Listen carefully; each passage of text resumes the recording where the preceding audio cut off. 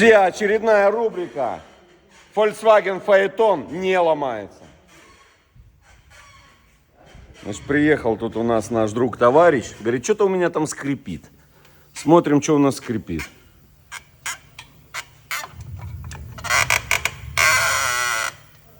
Еще?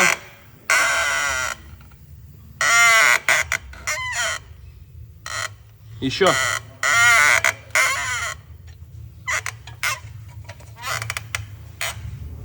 Подожди. Еще?